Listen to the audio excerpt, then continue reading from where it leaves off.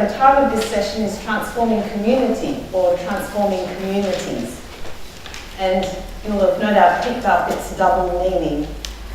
On the one hand, it speaks to the identity of Christian communities as always in the process of being transformed. On the other, it speaks to the church's vocation to be an agent or catalyst for transformation in the world. And our tradition gives us big images to live up to in this regard. We're to be the light of the world, salt that flavours the whole dish, leaven that raises the whole loaf. We're a foretaste of heaven, the first fruits of a new creation. We're heralds and bearers of divine life. Big images, indeed. If I think of them from the point of view of my non-Christian friends, they sound overblown, even arrogant. Who do we think we are? And if I think about them from the point of view of much of Christian life, our experience of being church, they sound like seriously wishful thinking.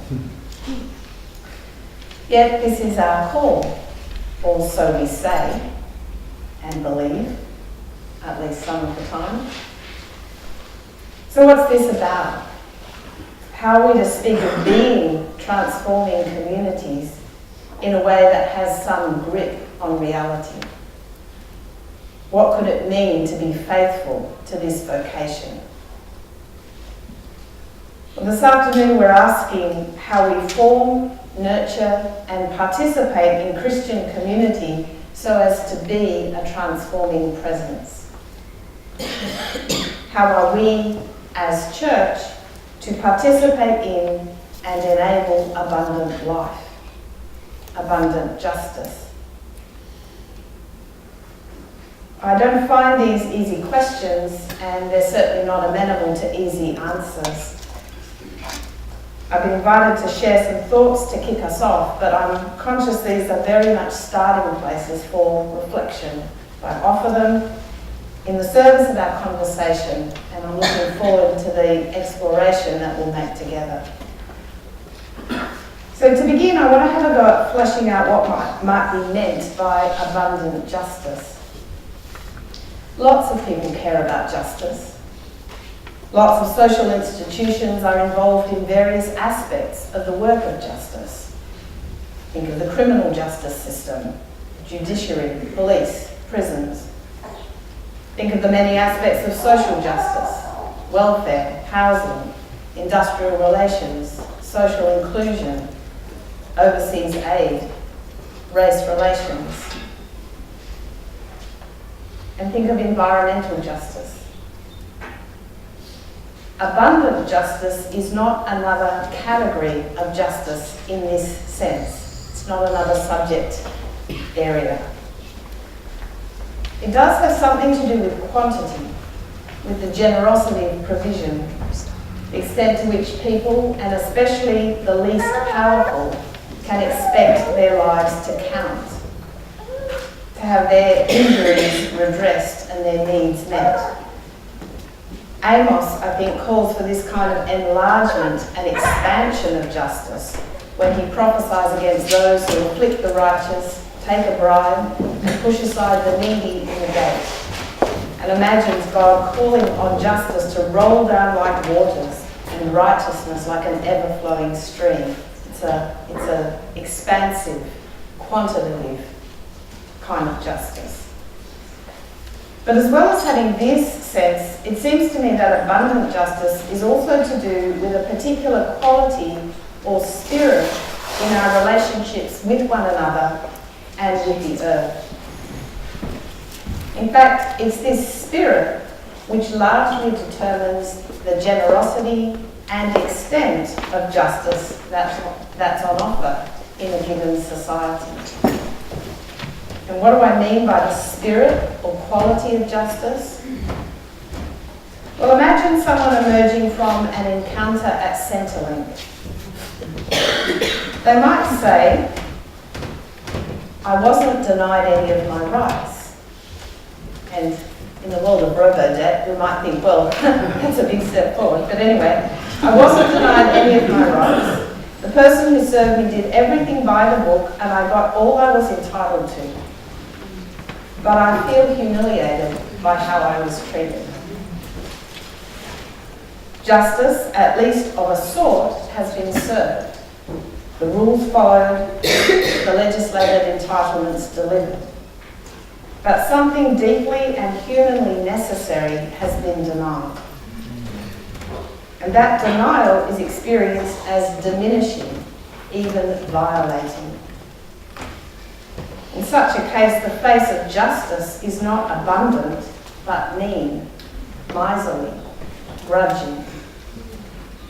And there are people who suffer this kind of diminishment and violation daily in our society, as we have been hearing, Aboriginal people in particular in Australia, and I think also of the land, where we do justice by doing an environmental impact statement, but don't actually don't attend.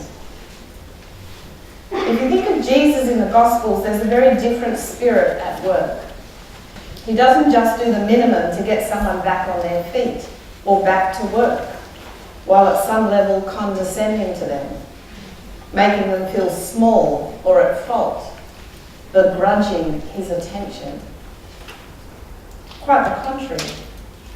His way of being with others involved strengthening the wholeness in each person, often releasing them from bondage or limitation at many levels.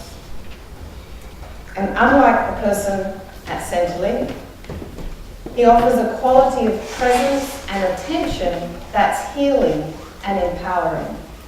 Think of how often he's said to look intently at someone who asks for help, how he hears blind Bartimaeus through the hubbub of the large crowd, and is aware of the shy touch of the woman with a hemorrhage.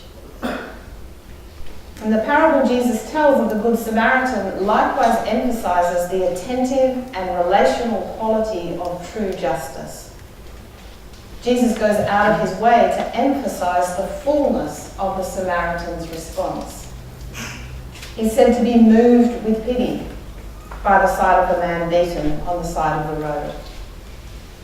He goes towards him and anoints his wounds with oil and wine, symbols of gladness, of overflowing, as well as healing. He puts him on his own animal, takes care of him overnight, leaves money for his continued care, and promises to return. The justice he offers is clearly much more than legal obligation. But, and this is the point I'm trying to highlight, it also goes beyond the mere bestowal of physical or material benefit. Yes, the man helped by the Samaritan will be grateful he was carried to safety and his wounds tended. But as philosopher Chris Cordner has put it, if he was helped in a certain spirit, he may also be grateful for that, as something more and different. And indeed, that something may be what touches him most deeply. His being tended in this way might remain a kind of beacon in his life, a source of continuing nourishment for his soul. It might give him confidence that his life means something after all, or that he really does belong in the family of things. It might strengthen his faith that the world is a good world despite the ill in it, and so sustain his hope in difficulties to come. What is meant by abundant justice? I'm suggesting it's justice that recognises and enables wholeness, fullness of life at every level. Such justice is an ecology of mutual flourishing, expressing a spirit of radical fellowship and solidarity. Where justice abounds like this, we're all increased and more fully reconciled. This is justice that creates relationship, belonging, and life. If something like this spirit or quality of justice is what we, as transforming communities, seek both to practice and catalyse in the world around us, then how does that happen? Well, this brings me to the next part of my offering for our conversation, some reflections on the being of the church. Remember that the church exists in response to something given, prior. It's not our idea. You did not choose me, but I chose you, says the Jesus of John's Gospel. The whole journey of discipleship is about being drawn from and beyond ourselves. And Christian life is first and foremost about receiving gifts. The gift of our own creation, the gift of being loved, the gift of realising we have a part to play. It's about discovering and learning to trust that there's an energy other than ours that seeks our own and the world's wholeness. The early church seems to have been vividly present to this experience of its life being given, sourced in and overflowing with the gratuitous abundance of God's life. The Acts of the Apostles speaks of the gathered community being filled with the gift of God's Spirit, and of the overflowing of this Spirit made manifest in the sharing of goods and possessions, forgiving fault and injury, expanding the circle of friendship, and recognising even long-defined outsiders as fellows. St. Paul too understood that the more receptive we are to God's abundant life, the more naturally and joyously our lives issue in the same hospitable and reconciling action. And the more we see where we have failed to be that way, where we've been part of life's destruction. The extent of grace received is manifest in the generosity and cheerfulness of giving, he wrote to the community at Corinth more than once. Just as Jesus' life was indwelt by the Father, so the life of the earliest Christian communities was palpably infused by the life of Christ and shared in his freedom, hospitality, and compassion. In the context of our conversation, what this suggests is that any involvement of ours in enabling abundant justice must reflect and express our participation in who God is and what God is already doing. It's not values-driven, self-generated striving, but a reflection of our being born from above, drawn into the life of God. And as well as enabling the capacity to be with and for others in the spirit I outlined earlier, I want to suggest this felt sense of participation affects two further dimensions of our practice of justice. First, it enables us to engage in humbler, more discerning and less anxious ways. Earlier today, with Brendan, we spoke about the necessity of honest, open dialogue in the work of justice, and in the process of deepening discernment and being with complexity.